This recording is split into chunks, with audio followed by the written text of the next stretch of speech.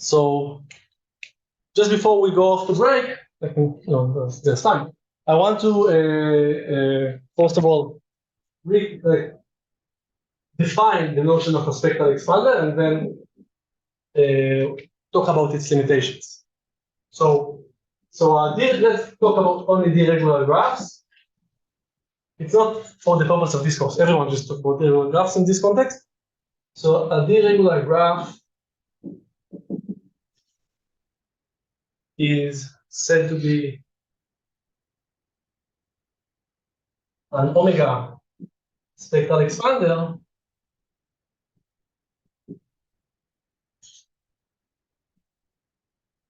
if omega of the graph, which we call is definition, it's like the maximum in the second and the last,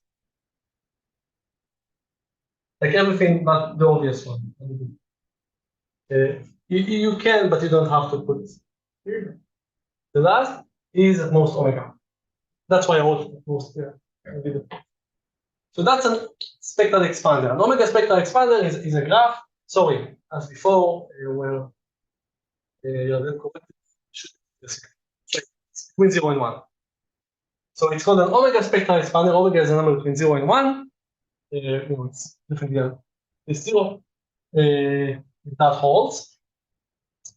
Like the click, for example, with self loops, it's the best spectral expander. That's like everything is, all the eigenvalues are 0, but for the first one. So it's a 0, it's a good thing to be a 0 spectral expander. You want to shoot, you're shooting for a small omega. And so you're shooting for being close to the click with self loops, because from the pseudo randomness perspective, it means you are pure randomness every time you take a walk, take a step. It's fantastic. So that's an omega spectral expander. And sometimes, in many cases, people care about, or it suffices for them to have a bound only on that quantity, and not on that quantity. And that's called a one-sided spectral expander. It's really useful. So let me just mark that.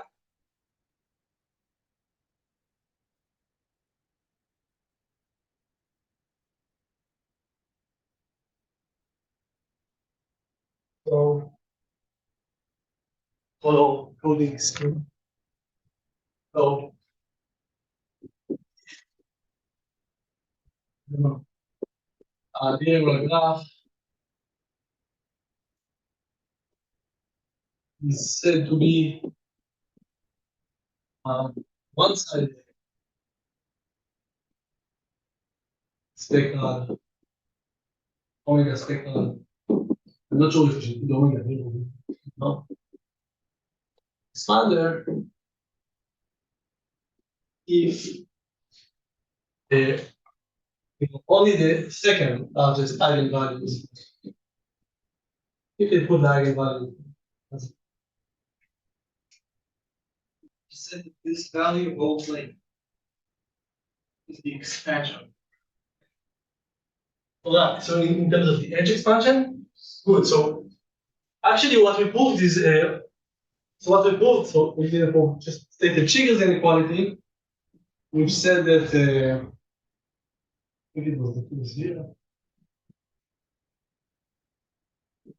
So Chigger's inequality, but that's exactly what I want to say now.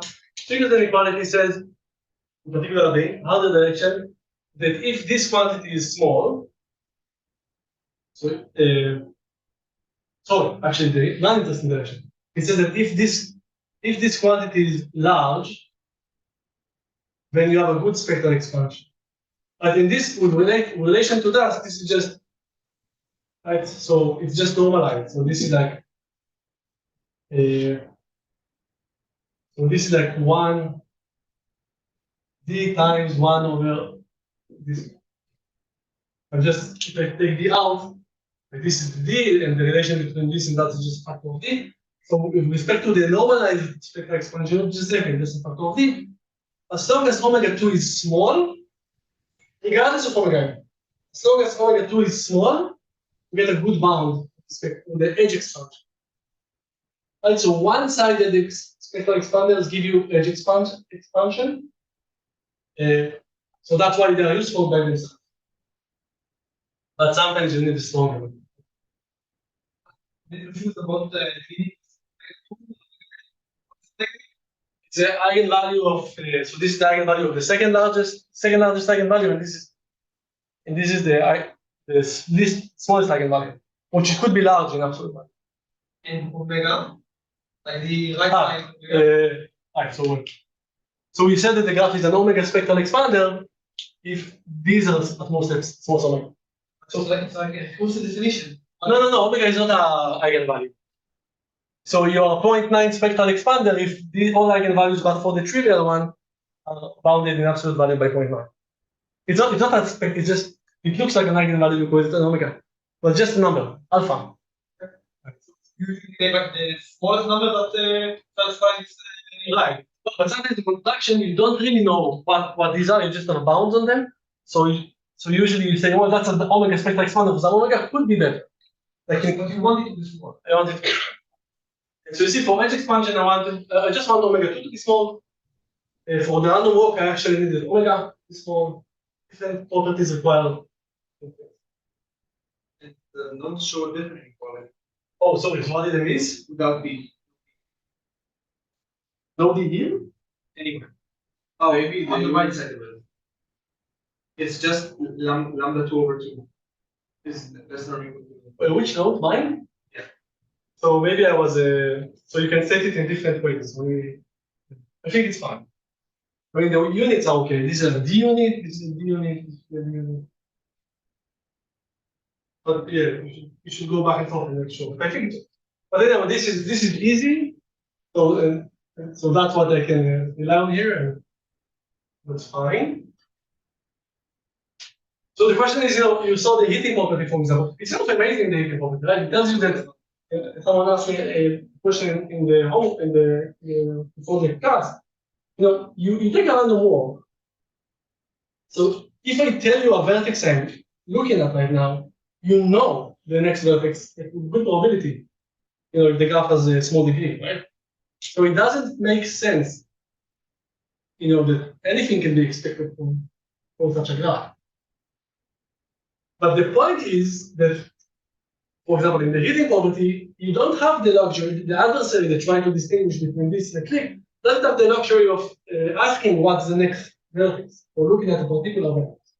It only asks how many of the vertices fell in a set. And that is kind of fooled by an expander.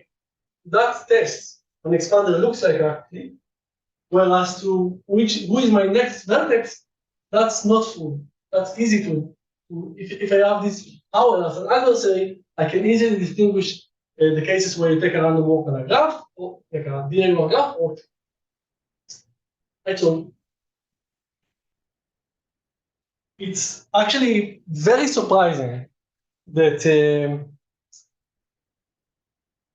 it seems like this test of who is my next neighbor is like a weak test. So if you cannot fool that, what can you fool? But actually, that's a strong test. So usually you don't care about things like what's the probability of filling a bad set, and that's fine. That goes. You can ask what else goes. What other? Maybe I'm ahead of it. What other test functions are full by expander and works? But maybe I'll later. I'm not sure. But do you see the difference? So there is something that doesn't seem to adapt. If I'm allowing you, so imagine there are two walls. Either I'm taking a random step on a diagonal graph even, or on a clip, which really doesn't, you just uniform samples. And I don't tell you which is which, and I'm just giving you information about the random walk. So if the information that I'm giving you is like for any particular vertex, which was the next vertex, you would be able to distinguish between the two pieces. That's only if you know which irregular graph you're using. Like, right. If you use a random. No, so right, so good. That's a good point. I want to use a fixed irregularity. So the randomness doesn't come in the choice of the graph. Right, so expanders, so any fixed expander looks random, which is weird. It looks random to some, depending on your power. You can look at the entire graph and say it's not that big. But if I'm taking a random walk on the graph, and I'm letting you like probe what happens here, so what happens. So if you are allowed to say what was the second and the third vertices, you will find out whether it was a click or expander. Because in an, and you don't know. Because in an expander, you have like 3 options. And here you have n options with good probability if you saw that you know the graph. So if you know that here you always see that the adjacency vertices are consecutive, and here you have a very low probability. But in the heating property, in many applications, you don't have such a strong adversary, even though it does look strong. For example, in the heating property, the adversary was had the ability to choose a set and ask whether all vertices fall in the set. And that's what we proved is that kind of tests cannot distinguish expanders from completers. It's counterintuitive. It's actually very counter, because you can say that, but then you are surprised by new results that come, which we'll talk about, which actually falls under exactly the same kind of umbrella. It's surprising that this test cannot distinguish between an expander and a click.